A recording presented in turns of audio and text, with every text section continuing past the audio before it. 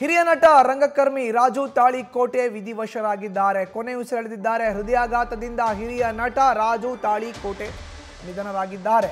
ಉಡುಪಿಯ ಮಣಿಪಾಲ್ ಆಸ್ಪತ್ರೆಯಲ್ಲಿ ತಾಳಿಕೋಟೆ ನಿಧನರಾಗಿದ್ದಾರೆ. ಧಾರವಾಡದ ರಂಗಾಯಣದ ನಿರ್ದೇಶಕರಾಗಿ ರಾಜು ತಾಳಿಕೋಟೆ ಕಾರ್ಯನಿರ್ವಹಿಸ್ತಾ ಇದ್ರು. ಬಿಗ್ ಬಾಸ್ ಸೀಸನ್ 7ರ ಸ್ಪರ್ಧಿಯಾಗಿದ್ರು ರಾಜು ತಾಳಿಕೋಟೆ. ಹೃದಯಾಘಾತದಿಂದ ಅವರು ಕೊನೆ ಉಸಿರೆಳೆದಿದ್ದಾರೆ. ಪಂಚರಂಗಿ ಸೇರಿದಂತೆ ಹಲವು ಚಿತ್ರಗಳಲ್ಲಿ ರಾಜು ತಾಳಿಕೋಟೆ ಅವರು ಅಭಿನಯವನ್ನು ನೀಡಿದರು, ಮನೋಜ್ಞ ಅಭಿನಯವನ್ನು ನೀಡಿದರು. ನೋಡಿ, ಇವರೇ ರಾಜು ತಾಳಿಕೋಟೆ ಅವರು ಈಗ ವಿಧಿವಶರಾಗಿದ್ದಾರೆ, ನಿಧನರಾಗಿದ್ದಾರೆ. ಹೃದಯಾಘಾತದಿಂದ ಹಿರಿಯ ನಟ ರಾಜು ತಾಳಿಕೋಟೆ ನಿಧನರಾಗಿದ್ದಾರೆ. ಧಾರವಾಡದ ರಂಗಾಯಣದ ನಿರ್ದೇಶಕರಾಗಿ ಕಾರ್ಯನಿರ್ವಹಿಸ್ತಾ ಇದ್ರು. ಉಡುಪಿಯ ಮಣಿಪಾಲ್ ಆಸ್ಪತ್ರೆಯಲ್ಲಿ ತಾಳಿಕೋಟೆ ಕೊನೆ ಉಸಿರೆಳೆದಿದ್ದಾರೆ. ಮೂಲ ಹೆಸರು ರಾಜೇಶ್ ಸಾಬ್ ಮುಕ್ತಾಮ್ ಸಾಬ್ ತಾಳಿಕೋಟೆ. ಕಲಿಯುಗದ ಕುಡುಕ ನಾಟಕದಿಂದ ಹೆಸರುವಾಸಿಯಾಗಿದ್ದರು. ಬಿಗ್ ಬಾಸ್ 7ರ ಸ್ಪರ್ಧಿ ಕೂಡ ಆಗಿದ್ರು ಅವರು.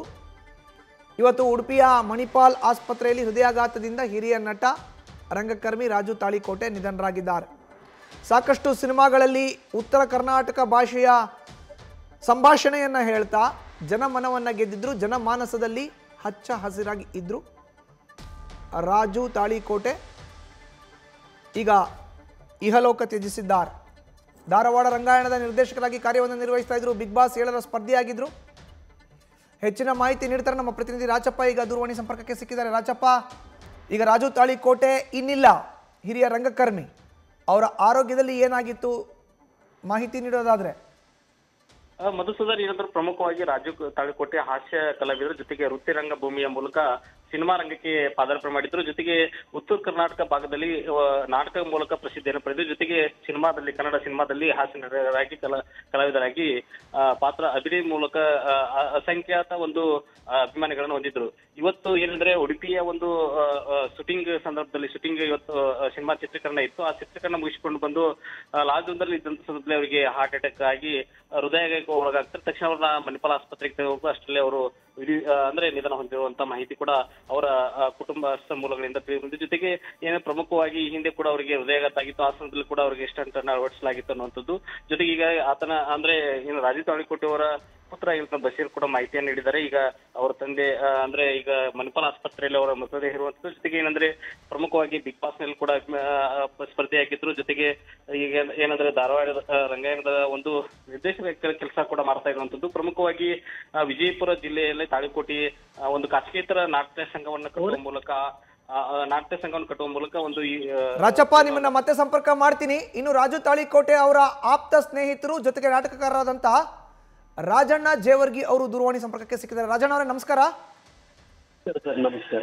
ರಾಜು ತಾಳಿಕೋಟೆ ಅವರ ನಿಧನದ ಸುದ್ದಿ ತಮಗೂ ಈಗಾಗಲೇ ಗೊತ್ತಾಗಿರುತ್ತೆ. ಆಕ್ಚುಲ್ ಆಗಿ ಅವರ ಆರೋಗ್ಯಕ್ಕೆ ಏನಾಗಿತ್ತು, ಹೇಗಿದ್ರು ಅವರು?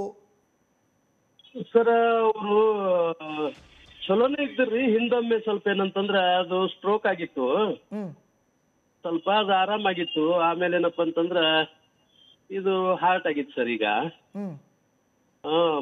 ಬಹಳ ಕಿರಿಯ ವಯಸ್ಸ್ರಿ, ಬಹಳ ಒಳ್ಳೆ ರಂಗಭೂಮಿಗಾಗಿ ಭಯಂಕರ ದುಡಿದವರು. ಸಿನಿಮಾ ರಂಗ ಮತ್ತ ರಂಗಭೂಮಿ. ಸರ್, ಅದು ಬಹಳಷ್ಟು ದುಡಿದವರು. ಹಿಂಗ ಆಗ್ಬಾರ್ದಾಗಿತ್ತು ಸರ್. ಅದಕ್ಕೆ ವಯಸ್ಸೇನು ಒಂದ್ 60 ಲೆಕ್ಕ ರೀ. ಆಗ್ಬಾರ್ದಾಗಿತ್ತು ಸರ್. ಎಷ್ಟು ವರ್ಷದಿಂದ ನೀವು ಅವರು ಆಪ್ತ ಸ್ನೇಹಿತರು ರಾಜಣ್ಣ ಅವರೇ? ಬಹಳ ವರ್ಷ ಸರ್. ನಾವು ಸ್ನೇಹಿತರು ಮತ್ತೆ ಕೋಬ್ರದರ್ ಸರ್. ಹಿಂಗ ಬಹಳ ದಿನಗಳಿಂದ ಅವರು ನಾವು ಆಗ್ತಾರೆ ಸರ್. ಯಾವತ್ತು ಅವರು ಉಡುಪಿಗೆ ಮಣಿಪಾಲಕ್ಕೆ ತೆರಳಿದ್ದು? ಈಗ ಶೂಟಿಂಗ್ ನಲ್ಲಿ ಭಾಗಿಯಾಗಿದ್ರು ಅನ್ನೋ ಮಾಹಿತಿ ಸಿಗ್ತಾ ಇದೆಯಲ್ಲ? ಹೌದು ಸರ್. ಅಲ್ಲಿ ಶೂಟಿಂಗ್ ನಲ್ಲಿ ಭಾಗಿಯಾದಾಗ ಅಲ್ಲಿ ಹೃದಯಾಘಾತ ಆಗಿರೋದು ಸರ್. ಅಲ್ಲಿ ಶೂಟಿಂಗ್ ನಲ್ಲಿ ಇದ್ದಾಗ ಹೃದಯಾಘಾತ ಆಗಿದೆ ಸರ್. ಓಕೆ. ಹ್ಞೂ ಸರ್. ಅದು ಈ ರೀತಿ ಆಗ್ಬಾರ್ದಾಗಿತ್ತು ಸರ್. ಬಹಳ ಇನ್ನೂ ಏನೇನೋ ಆಗ್ಬೋದಾಗಿತ್ತು. ಏನಂದ್ ಈಗ ರಂಗಾಯಣದ ನಿರ್ದೇಶಕರಾಗಿದ್ರು ಧಾರವಾಡದಲ್ಲಿ. ನ್ಯೂಸ್ ಫಸ್ಟ್, ನಿರ್ಭೀತಿಯಿಂದ ನಿಮ್ಮ ಪರವಾಗಿ.